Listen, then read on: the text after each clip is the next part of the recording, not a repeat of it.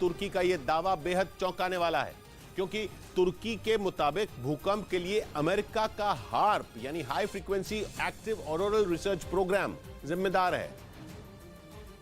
और इसी प्रोग्राम की मदद से तुर्की में भूकंप पैदा किया गया। तुर्की की राजधानी अंकारा के मेयर ने यह बड़ा दावा करते हुए एक के बाद एक कई ट्वीट किए, जिनमें उन्होंने यह आरोप लगाया कि तुर्की को निशाना बनाया गया और उसके पास के समंदर में ऐसी तरंगे पैदा की गईं जिससे तुर्की में भीषण भूकंप आ गया।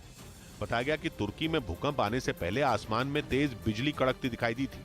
इसके साथ ही तुर्की के पास के समंदर में 2 अमेरिकी जहाज भी देखे गए थे।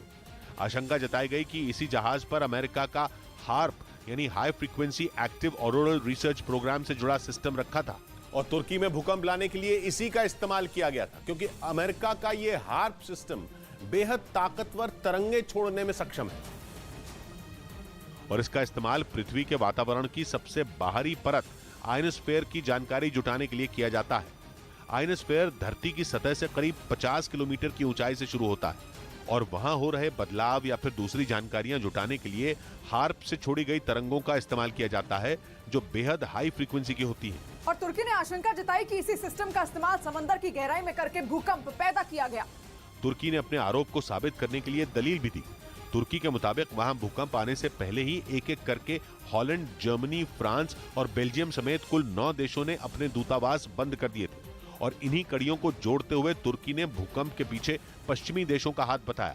उधर भूकंप की त्रासदी झेल रहे तुर्की में खतरा अभी टला नहीं है। जानकारों के मुताबिक आने वाले दिन तुर्की के लिए और भी भारी पड़ने वाले हैं, क्योंकि अगले 6 महीनों तक वहां भूकंप के कई झटके लग सकते हैं और ये झटके एक बार फिर तुर्की की तबाही की वजह बन सकते हैं, जो कि 6 फरवरी को आए भूकंप के बाद की विनाश लीला से अब भी जूझ रहा है।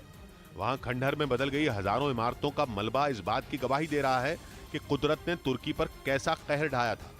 वहां आए भूकंप ने एक झटके में ही तुर्की के 19,000 लोगों को मौत की नींद सुला दिया। जानकारों के मुताबिक जिस बड़े पैमाने पर तबाही हुई है, उससे मरने वालों का आंकड़ा 40,000 के करीब भी पहुंच सकता है।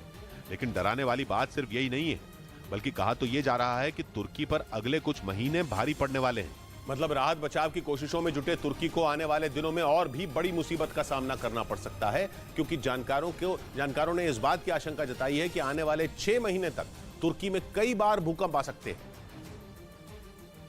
और ये भूकंप ऐसी इमारतों के लिए काल साबित हो सकते हैं जो 6 फरवरी के भूकंप के झटकों से बच गई हैं, क्योंकि तुर्की की ये इमारतें उस भयानक भूकंप से बच भले ही गई हों, लेकिन वो झटकों से बेहद कमजोर हो चुकी हैं। एक रिपोर्ट के मुताबिक तुर्की के 10 प्रांतों में 10,000 से ज्यादा इमारतें धराशायी हो गईं, जबकि 50,000 से 1,00,000 इमारतें ऐसी हैं जिनमें खतरनाक दरारें पड़ गई।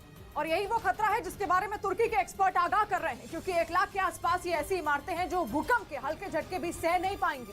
यानी अब अगर तुर्की में भूकंप आया तो ये इमारतें आसानी से ध्वस्त हो जाएंगी और इनमें रहने वाले लोगों की जान भी जा सकती है। न्यूज़ 18 इंडिया की web series FIR number 208 streaming now.